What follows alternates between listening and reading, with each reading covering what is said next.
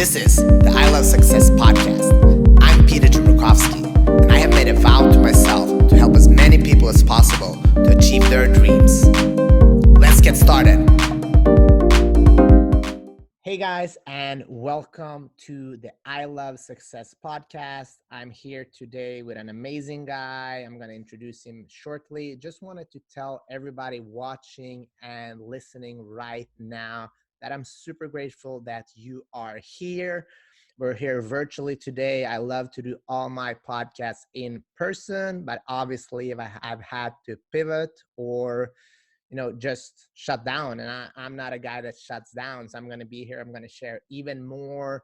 And this opens up a lot of possibility to meet with people that are across the world. Today, we have Joel Brown, the founder of Addicted2Success, coming from the Gold Coast in Australia right now.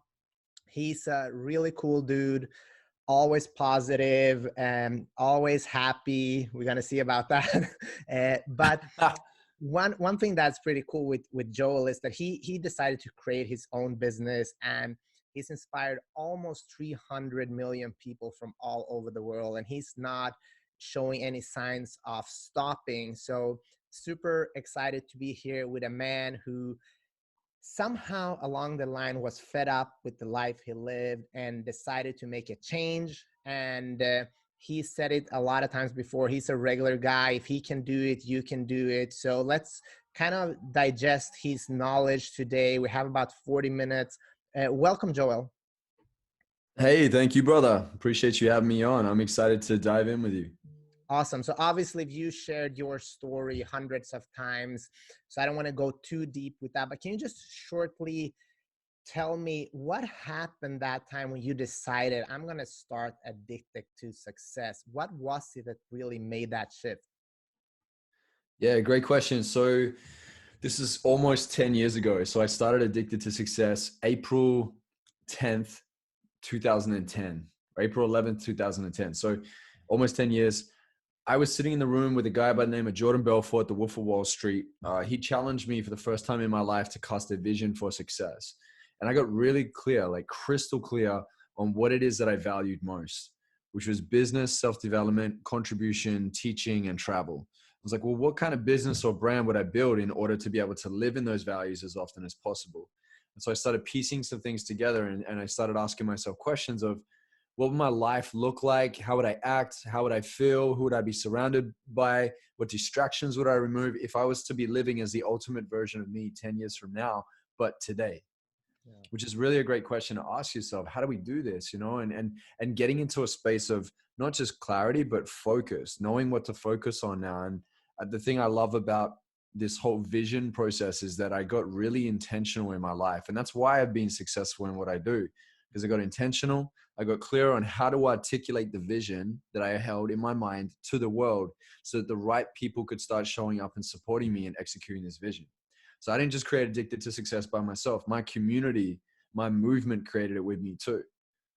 So that's why I was successful in it. I just love sharing self-development content. I love speaking, doing transformational coaching live in the room, supporting people in breaking through their limitations, their BS stories that they keep telling themselves as to why they can't achieve their dreams.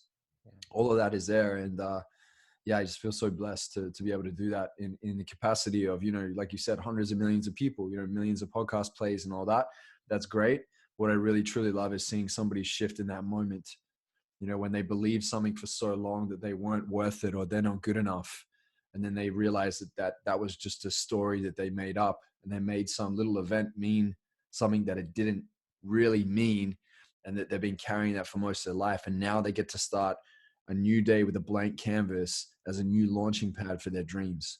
And, the time we're in right now with this whole coronavirus and everything that's going on, this is your new launching pad.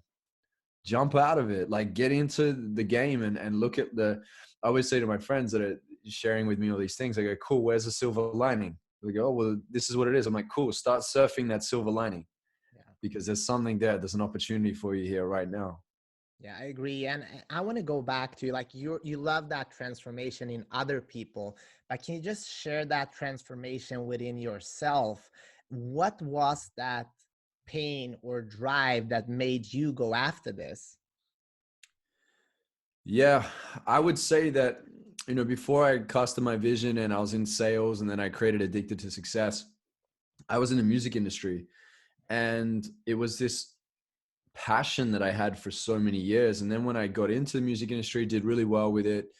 I was around major label artists. We had an awesome deal. Was living in Miami, Florida, then LA, and working with even huge artists that are out today. I just remember feeling this feeling of emptiness. And the emptiness was I was expecting to feel a certain way. And then when I wasn't feeling it anymore, I felt like I was coming up short. And the truth was that I was doing things for the approval of others. I was saying yes to things I really wanted to say no to. And I was out of alignment. And so there's a difference between desperation and inspiration. And I really believe that self-development was the thing I turned to that really inspired me from within. That's when I started to get truly aligned with my values. Before that, I was coming from a place of desperation, doing things for significance, and that's always a short-lived thing, especially if we're set out here to live a life of meaning and fulfillment. So I found more meaning in what it was because I was able to contribute at a higher level. And so I think a lot of people are stuck on that. A lot of people are coming from desperation and not inspiration. And if I can show them there's a way to do this where you are aligned with your values, where you are inspired from within, where you are vision driven, where the limiting stories no longer have to take rule of your life, that you get to consciously choose. Because we also get to choose where we live emotionally each and every day. It's just that a lot of people don't have the tools to do it. So that's why I'm set out on this hell-bent mission to teach people the tools. Yeah. And to show them and to reveal to them the parts of themselves that they don't know are blocking them and stopping them from realizing that they're already there, that their dreams are already right here in front of them. Yeah. And how have you, like, this is a decade, it's been an amazing journey. How have you evolved as a human being in these 10 years?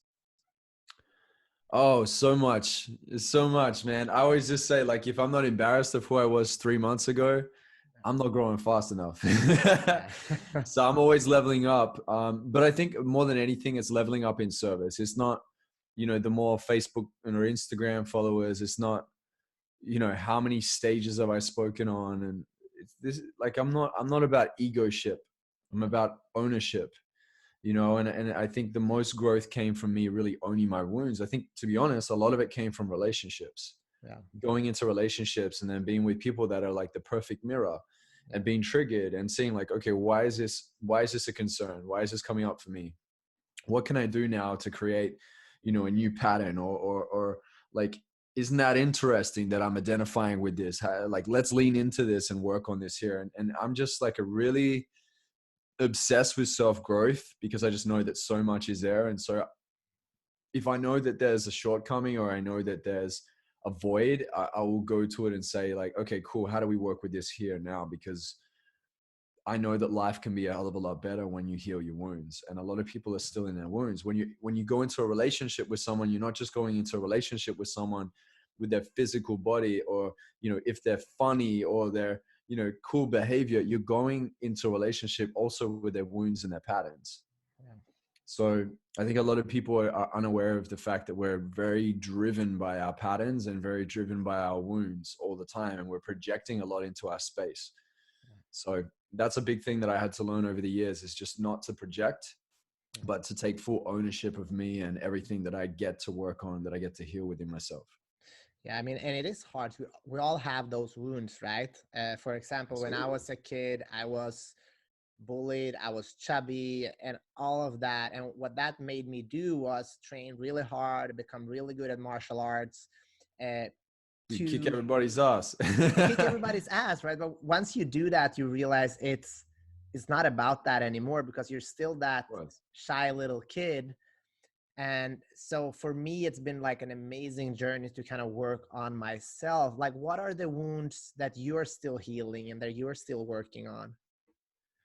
That I'm still working on? Okay, there's a few. I can straight up own this. One of them for sure is I'm not good enough. That is what I'm always working on. That there is the continuous journey of realizing, like, we're not always 100% on, like the ego can come into play. the need for love is always there. Everyone wants to be seen, heard, and understood. And I think that we're going to ask ourselves, what's feeding us, right? And my good friend Emil Steenveld, business partner and best friend, and often he'll have this conversation with me about like, we've got to pay attention, when people are coaching people, like, see, like, what is feeding them? What do they keep going to get that need met? And like sometimes when you're, especially in the space that I'm in, I'm getting these like people are edifying me, Joel, hundreds of millions of views, star in Think and Grow Rich, and speaks in front of, tens of thousands. Like I hear it a lot, and I hear thank yous a lot because I'm in service and I love doing that. And I've even got to pull myself to the side and be like, yo, it's not about that. Like that's the byproduct and the bonus that comes with it. But it doesn't necessarily need to be the thing that fills me or feeds me. And what I know is I'm very clear that I feel most alive when I'm in service of others.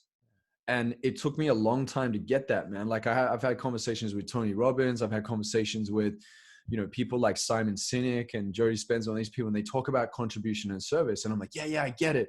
Cognitively, I got it. But unconsciously, like I've had to run through a lot of different experiences in my life and challenges to get to the point where I realized like, okay, now I actually do get it because I'm feeling it on a cellular level. It's not just a cognitive understanding in my mind. I'm actually clicking now and realizing that there is so much power in giving. It's about learning, living, and giving. And I think a lot of people are still in the learning stage. And the second stage is what everybody wants so much. They want to live. And then when they're living and they've got the lifestyle and the money, then they realize like that's still not enough. The giving is where we end up to really have that fulfillment. So that's the journey, man. And that's what I'm always on, is just like gauging myself and going, am I still in just living, or am I giving as well? Or have I found like a good harmony in all three?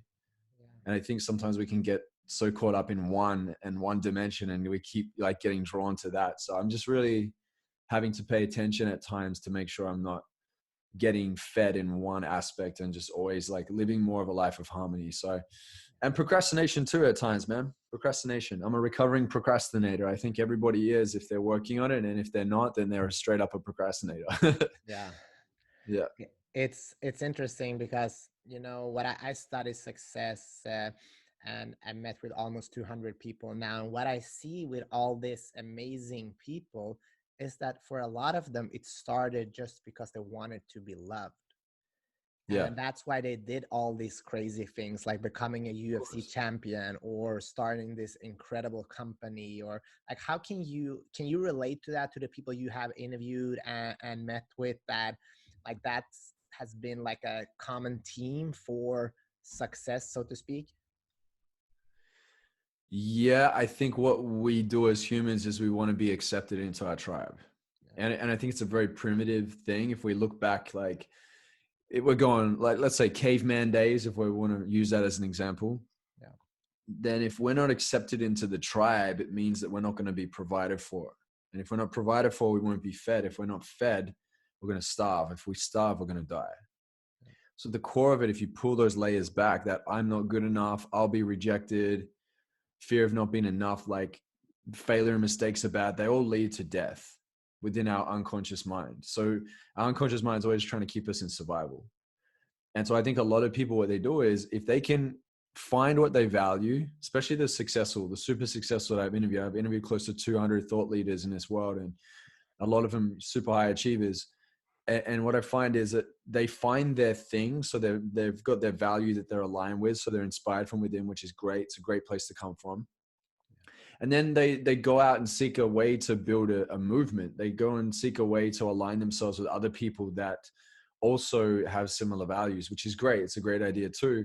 And I think in that, there's a higher chance of acceptance for who you are.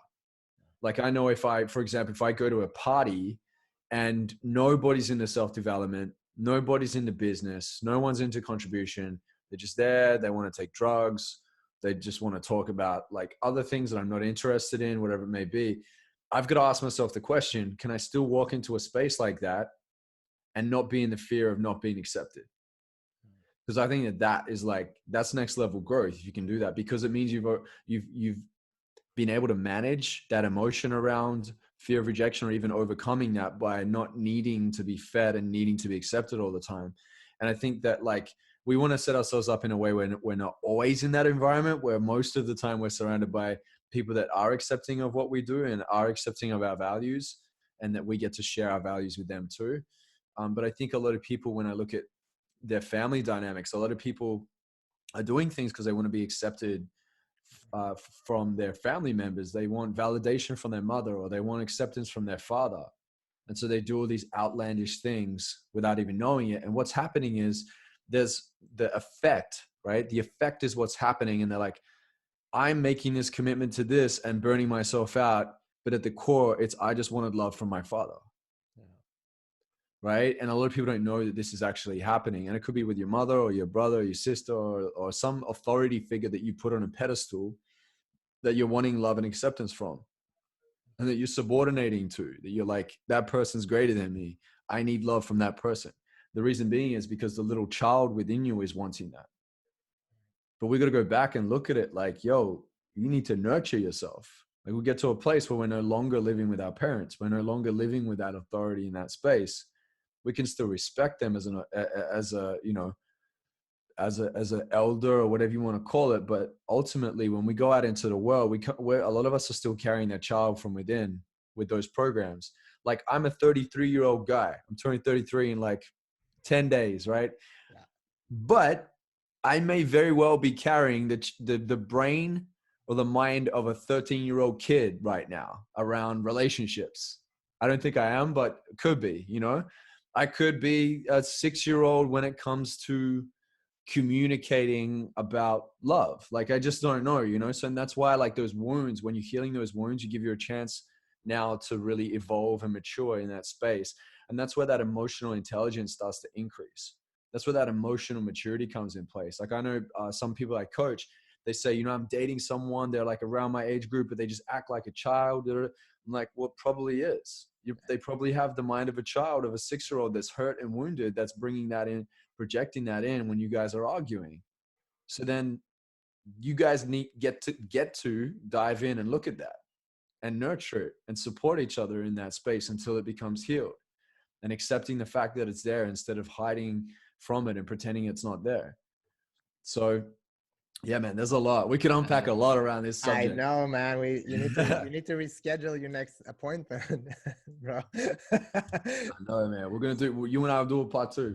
Yeah, I would love to. So I agree with you. That's kind of it's the human experience, right? And the beautiful thing about this is that we can start learning and experience from others that have made the same mistakes. And I think Yeah. that's why maybe were attracted to self-development in the beginning. And the same for me. I wanted to learn from others because I had wounds, man. Yeah. Yeah. So let's talk about a little bit about wounds and get vulnerable. Can you share, like, what was the worst day of your life and how did it change you as a human being? Oh, that's such a good question. Yeah. So I don't know if I could say it's the worst day, because I want to acknowledge the fact that there's so many blessings that have come from it, Yeah. that I can no longer look at it like it's the worst day. There's just so much there that's so amazing. And like, so many lessons that have come from it. But 5 years ago, I was married. Okay. And 4 months in, I caught my wife at the time having an affair. And what it did was it really challenged me, because it shattered my identity in that moment. That's what I made it mean, is like, I didn't know who I am anymore, because I had so much tied up in that relationship. And obviously, like, rightfully so, if anyone gets married, you think that this is it, you know. And then there was this thing that caught me by the blind side. And so, you know, I thought I was, you know, Mr. Success, Mr. Successful relationship, friendships, business, lifestyle, and all that. And then when that aspect went, I was like, what am I going to do with myself?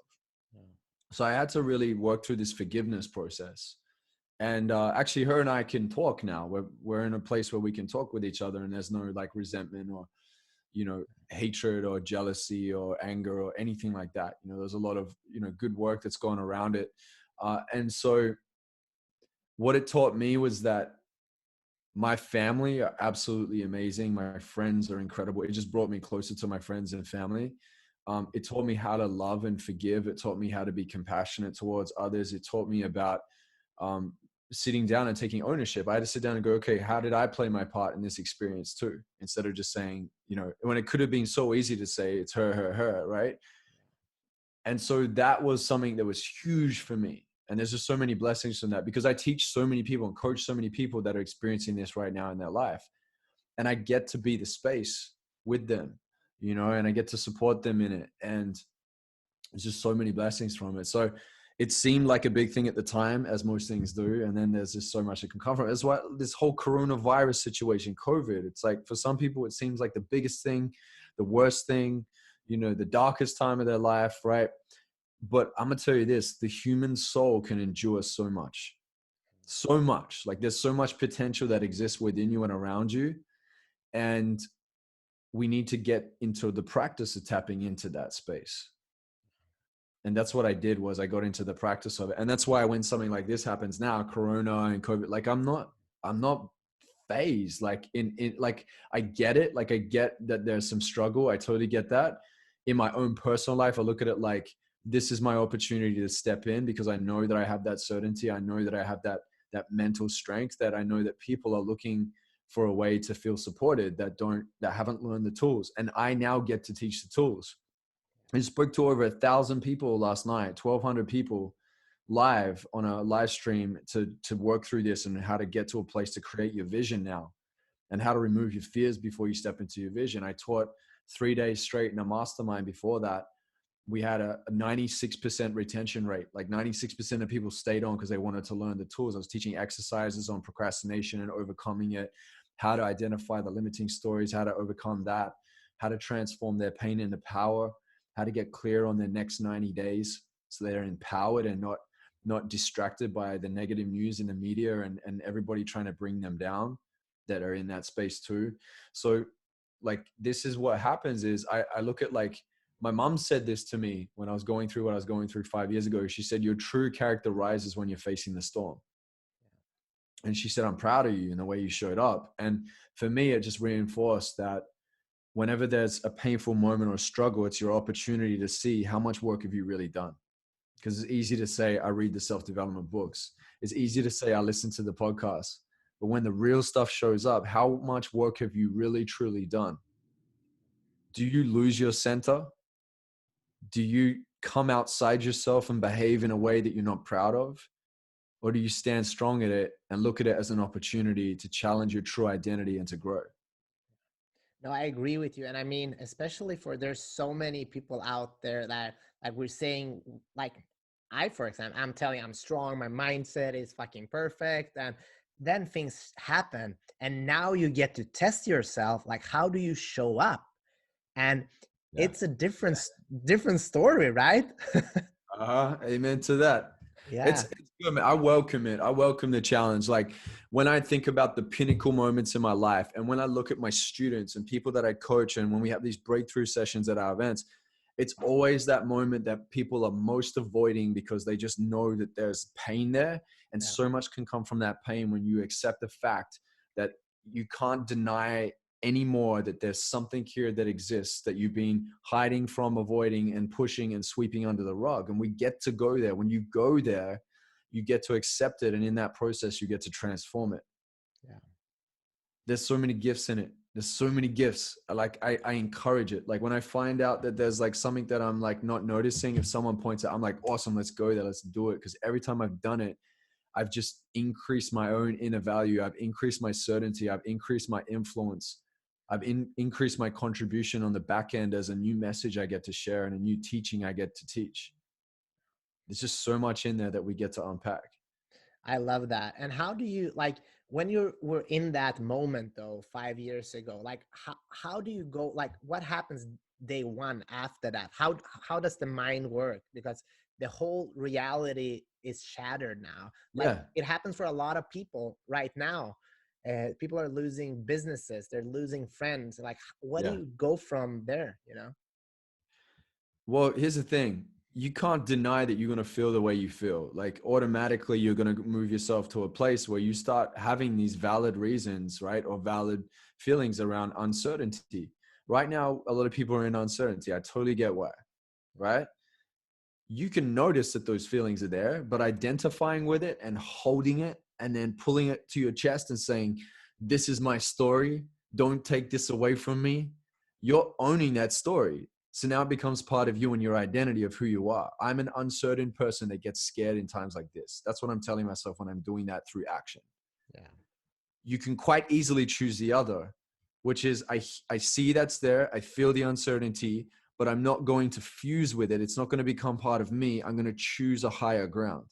That still gets to be part of your identity too, but you choose it. That's why I said at the start of the call, we get to choose where we live emotionally each and every day. We get to choose. Like no one else is doing that. There's media, there's people talking, there's newspaper articles, there's conspiracy theories, there's agendas. Who knows? Maybe some of those theories could have some truth to it. Who knows, right?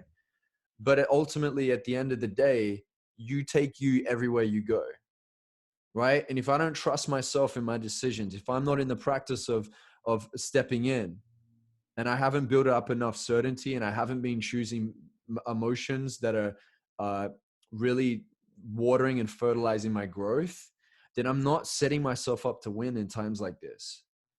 Like we have to do this now. We get to do it in a major way. And I think that a lot of people now are kind of waiting on the environment to change. They're waiting on the climate to shift. It doesn't work like that. If that happens, it's a bonus. I'm not expecting it. Not anytime soon. So what do? We step in. We start changing our routines. We shift our habits. We fuel our mind. We connect with people that aren't in a negative space that we get to connect with. We find ways to create in new ways, right? We get clear on the things that we've been hiding from, avoiding, and pretending not to know. We get to journal. We get to meditate. We get to visualize. We get to use this as a new launching pad. But whatever you do, don't stand still. Don't sit on your hands because it doesn't work. We know it. I love that. And how has this, like, have you had any time to kind of contemplate right now and kind of like, how am I going to level up in my life when this is over? Like, what are you going to do? Dude, this works in waves. This is how it happens. We're in seasons right now. It's moving, it's shifting. And what's really interesting about this experience that we're all going through, there's not one person that's left out. Everyone's feeling it. Yeah. What's really interesting about this is there are a lot of people that I know that are into self-development, right? A lot of them in my community, and they're like, I want to self-development grow. Question is, can you do it in tough times? Because that's when it gets real, right? Because you can say it when you feel comfortable in the luxury of your home. I am so blessed the fact I'm even sitting in a chair now and we have an internet connection, like grateful, hand on heart, grateful, right? What it is going to do right now is going to challenge people to get resourceful. You have everything within you and around you to make anything possible. And I have some coaches that I speak to that are like, I've got to lower my prices. We're going to drop it right down, like a tenth of my price. No one's going to buy. Da, da, da. That's the story they're saying. And then I've got other friends that are literally making multiple six figures right now. I've got people buying up investment properties. I've got people that are investing millions in things. And then I've got others that are losing millions in things. Things are shifting like no tomorrow. It's happening in that way, but it's always a matter of mindset around what's possible. What I said yesterday when I had this conversation with one of my students was, we're playing chess and checkers now. Like we need to move the pieces. I've been on calls with my team sitting and working out ways that we can start changing their roles and responsibilities, like really getting real. And it's been such a blessing even for my business, because we've had to get real on what are we wasting money on? What can we be maximizing on? What can we negotiate? What roles and responsibilities are you in? Is that a high income generating activity? Is that the most productive thing we could be doing?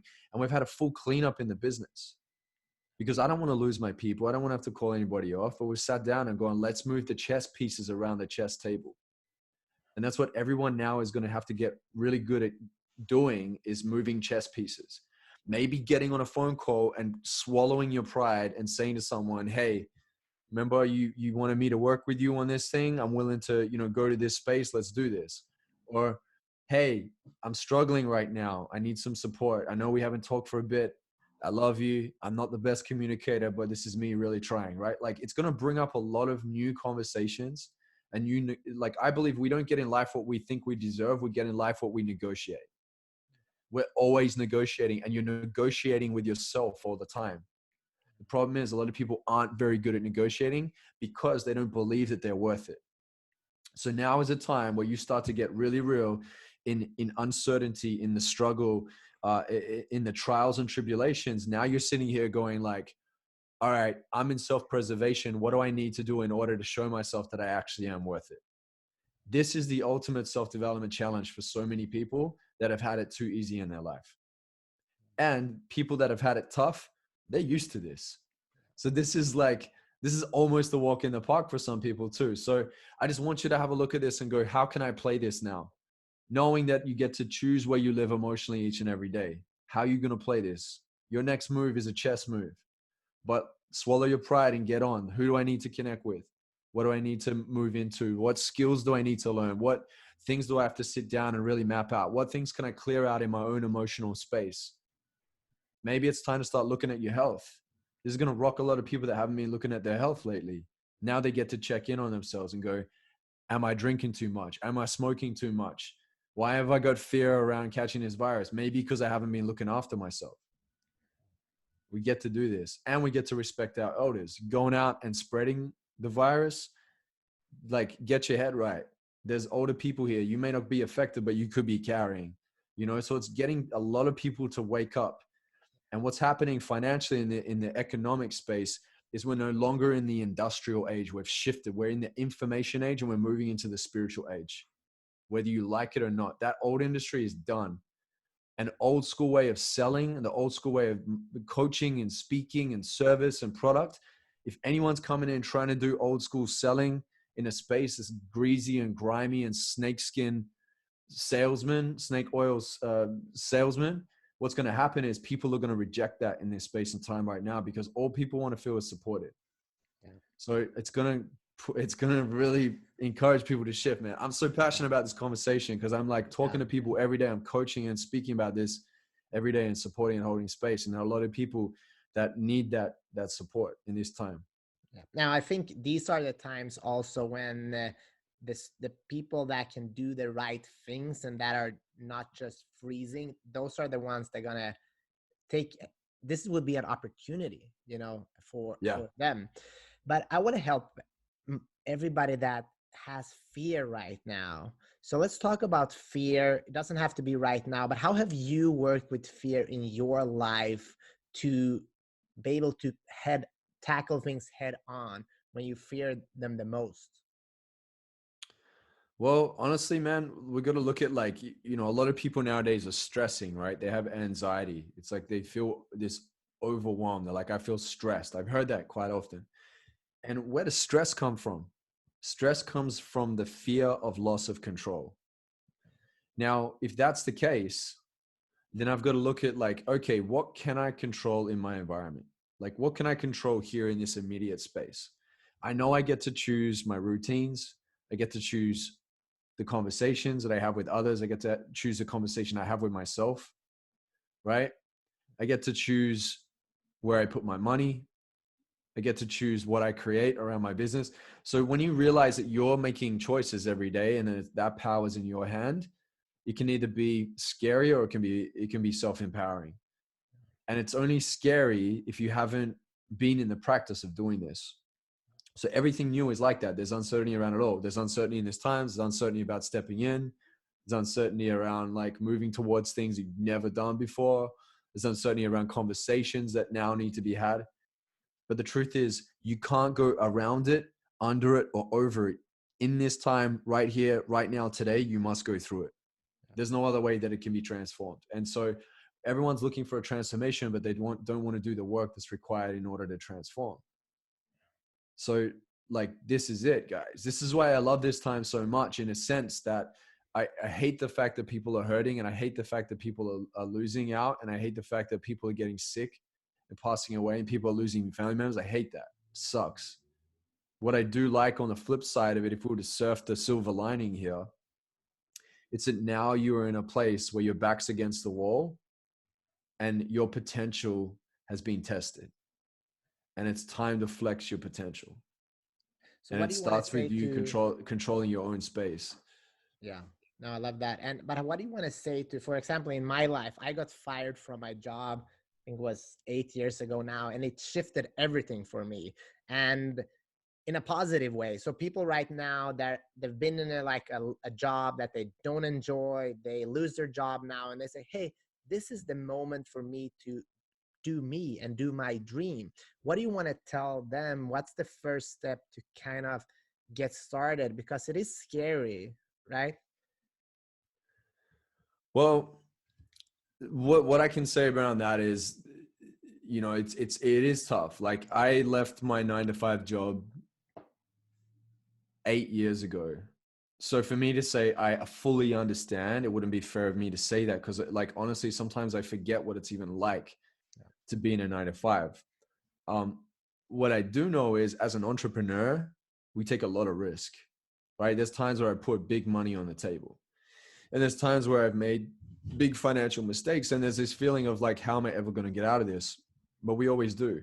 We always find a way. And I think that this always comes down to this fear of rejection, this fear of not being good enough, this fear of abandonment, of like, what if I'm left alone? What if I'm left behind? Everyone wants to feel like they're part of something. Before coming here to the Gold Coast in Australia, I was in Morocco, in Marrakesh, and we're running a retreat. Me and an incredible coach out in Montreal named Sonia Zabatani. We're running a 7-day retreat. And halfway through the retreat, we got the call, like, we got to get back. Everyone needs to go back to their countries. We're shutting borders. And so people started freaking out. And so the back end retreat turned into a lot of us just sitting around on laptops trying to book flights. Some would go to the airport and get canceled. And then what happened was, some of the women in the group started getting really upset and worried. And some of them were like, I need to get home to my children. So we got them out first, and we got a few people out at a time each day. And then we kept going down to the airport, and it was like shoulder to shoulder. People were elbowing, people were screaming at each other, trying to get in the front of the line to get their flight. I need to get home. It was like chaos, right? Looked apocalyptic at the airport. It's a smaller airport. Everyone's just struggling to get out. And, we'd go down there each day and try and get more people out, 3 people, 4 people at a time. There's a group of 20. And then what I noticed was I just saw the fear setting into so many people. And the fear that was setting in was this fear of being alone, right? This fear of like, what if I'm the last one left? And I said to one of the women that were in there, I said, you're not going to be left behind. I can promise you that. I'll be the last one here. And because I was the last one there, we got everybody out. My fear of being alone started showing up. And it was crazy, because I was telling everybody, don't worry, it's fine. This is just going to show up for you. And then I'm feeling it. And I'm sitting in this riad, which is kind of like looks like a little courtyard, mini palace, hotel type space. And it was beautiful, but I'm there, and they've got army tanks on the street. They had Jeeps. They had the army out. They were checking in and taking photos of passports and pulling us over and everything. And I was like, damn, this feels like we're going to war. Like, it's crazy. Yeah. And these fears that are coming up for me, if I'm here by myself, I had to then go in and negotiate with my mind in that moment and say, hey, Joe, remember that time that you were by yourself on an island with no electricity on the San Blas Islands in Panama in South America, by yourself for 3 days, mosquito infested? Remember that time you were by yourself in Africa? Remember that time you were in India, sleeping on the floor in a hut? So I had to remind myself of all these times that I was able to overcome it. And because I was able to overcome it, that fear went away. So I didn't get angry at the fear. I nurtured it. Hey, I get that you're there. I get that you're scared. As the unconscious mind, I know it's coming up. It's trying to drive me back into safety. It's doing everything in panic to get me back. It's kind of like the unevolved mind. It's the habit mind. So it's just trying to go by habit. And then my conscious mind, that's the most evolved part, the executive part of the brain, the prefrontal cortex, with the innovation and creativity, is coming in and going, hey, consciously, I know that you're not needing to be scared, but unconsciously, because the body is the unconscious and the unconscious is the body, it's sending signals to try and drive me the other way. And I had to negotiate with it in that moment and say, I get that you're scared, but we're not going there. It's not as bad as you think it is. We will get through this. And this is what's happening to everyone each and every day. And that's why it's so important not to feed your mind with super negative media, because you're driving that as a habit into your unconscious that just fuels more of that fear and more of that stress in your system. When you consciously start choosing and say, I've gone through these times, sit down and write. Like, if there's an exercise I could share with you, sit down and write out, when was a time when you were able to overcome breaking through your financial challenges? When was a time where you were able to make it through heartbreak and then fall in love with someone else again, or in love with yourself again, or whatever it may be? When was a time where you got stuck in an airport and you made it through? When was a time when you thought you were never going to get out of a situation and you were able to overcome it? And if you were to write all these times, you would find so many times in your life you've been able to break through the struggle. And so that's the key, is to get really clear on that, because now you can negotiate that with your unconscious and bring it back on board into equilibrium and balance, so that you can start making clearer decisions about what you're doing. And that's when you move yourself back into creation and you're no longer in destruction. I believe we're weapons of mass creation when we're intentional in our life and when we come on board and nurture our unconscious. Thanks for sharing that, Joel. I know we have only 3 or 4 minutes left. Yeah. So I have two more questions. What's your, like, where do you want to see this go? Like your vision, your company, like where is this going? Where are you in 10, 20 years? Oh man. Well, that's an exciting thing to think about, right? So the thing is, we've been running Addicted to Success for the last 10 years. And what's happened over the last 10 years is we've got a lot of exposure, a lot of reach, right? From articles that we have online and videos that we have online and podcasts that we have online. But this whole coronavirus situation, I think the greatest thing that's come from it for us is I've had conversations with my team and just said, look, guys, we're not a self-development media company anymore. We're a transformational movement. And because we're a transformational movement, it means that we now get to collaborate with people on an international level, where we're holding, online summits, online events. We have in-person events when this whole thing opens back up and the borders are, dropped, and we can go for it, right? And what I'm doing is I'm adding purpose-driven elements to these events. So we're breaking a percentage off, and it's going towards building schools for children living in poverty, right? Bringing education into the third world, because I believe it all starts with education, right? And so essentially I'm raising up leaders right now. I can't do this by myself, right? If I can bring leaders on board and teach them how to be powerful coaches and speakers, and teach them frameworks that actually get people results, because I'm not a coach if I don't get you results. So I design frameworks, I test my frameworks. I have thousands and thousands and thousands of students that have achieved their third and fourth year vision within the first year, because I've taught them my systems and my formulas that I've tested over the years, that I've lived myself and I've tested. So, to go to that level, to really expand that out and to raise up other leaders, because it creates this ripple effect in the world. That's what I'm about. And that's in the 10, 20 year vision, signing coaches, speakers, getting that out there, getting the right frameworks to get results. Because there's a lot of noise in the world right now. There are a lot of people that are speakers and coaches because it sounds cool, or they want significance, or they go and focus on all the followers they can get. That doesn't mean anything. If that person is not getting results, all you're doing is being big, but not great. Great is getting people results, supporting people, contributing, training, and expanding. But a lot of people just want to be big for their own selfish reasons. Just because you got a bunch of followers, even millions, doesn't mean that you're getting people results and they're seeing their life change. Just because you're getting likes and comments doesn't mean it's it either. That's why I never buy likes. I've never bought a like in my life. I like myself enough to know that it's not about that. And I want that to really run deep in people, because it's not important for that. What's important is how you hold space. It's how you show up. It's, are you by your word? Is integrity still in your heart, right? In this world where a lot of people are striving to try and take. Be the one that gives. I mean, I think that's the hardest thing to be. I mean, in this world, to be totally authentic, that's everything, right? And to be a That's person the of your practice. word. Yeah, it's a practice, but it's also cool because you don't need to even have an Instagram account to be authentic and be real. You can be real to your neighbor. You can be Yeah. real in every interaction. You can smile to the homeless person. Doesn't cost you a thing. Um, so, last question. I know you got to go. What's the one thing you want to tell people when they leave right now, the first thing they can do to get a little bit closer to their dream, their goal, their vision? What's the number one thing they can do right now? Yeah. So what I would say is I'd say that before you even map out your future, right, of what you're looking at achieving or setting out to achieve, you've got to get clear on what you value most, because that's where it's going to drive you from within. And if we're not truly aligning with what we value most, and your values are usually the void that you want to fill in your life, it's like the thing that you want to keep growing in and expanding in. If you're not filling your day with that, you're not going to feel fulfilled. And see, a lot of people are usually filling their day with things that are meeting like a wounded need or an unhealthy need. It could be, sex, drugs, alcohol. It could be just binge watching Netflix. And especially now, we have the opportunity to sit and like drink all day or watch Netflix all day and just put everything off if we wanted to.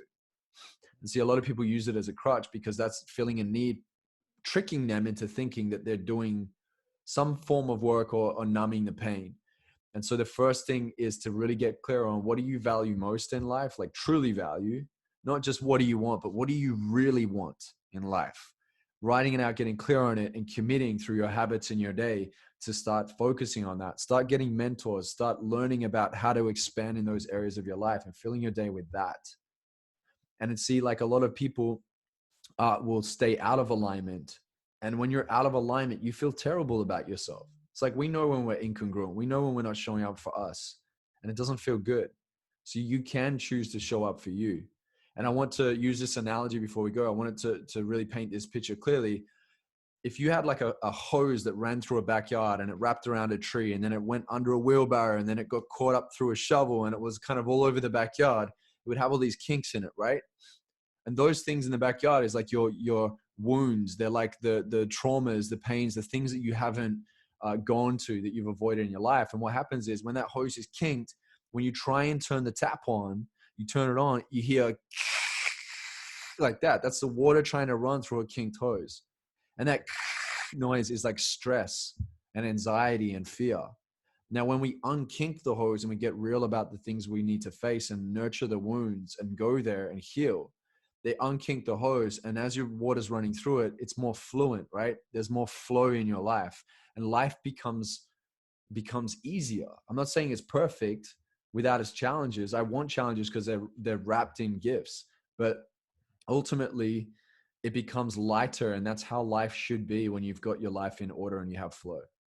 So just really get clear on that. Don't just try and add all these strategies all the time on top of everything else, because it doesn't get rid of the fact that you're holding onto a boulder back here and it's hard for you to move forward. Joel, thank you so much, brother. Truly appreciate your time and that you wanted to Thank you, bro. comment on and share. Yeah, I think just reach out to me on Instagram. I interact with everybody on there. Like if you want to shoot me a message, you got questions, let me know. I've got academies that I do live online, free masterminds. You get to jump in and learn all these tools and exercises. So just follow me at I am Joel Brown. That's IAMJOELBROWN. Just message me right now on Instagram. If you're watching, do it now. And if you're listening, do it when you can. I love to interact with my people. I'm here, like I said, it's not about the followers. I got nearly 100,000, but the truth is I'm never going to sit down and meet all the 100,000 in my lifetime, one-on-one. I want to be able to interact with as many as possible. I want you guys coming to my masterminds to learn the tools so you can go and teach your family, friends, and followers too, and have an awesome inspirational impact in their life as well, just like Peter does for so many people. So Peter, man, thank you so much. Thanks a million. I appreciate you. Namaste. Thank you, guys. I Big love. love that you were here, listen, watching. If you want to learn more about us, go to ilovesuccess.co. We have almost 200 of these conversations. Thanks again, guys. If you like this episode, share it with somebody that needs to hear Joel's message, because it is very good. And I think you can take so many great things in your life. Thanks again, Joel. Thank See you, you soon. brother. Big love, Thank you. man. Appreciate you. Ciao. Peace.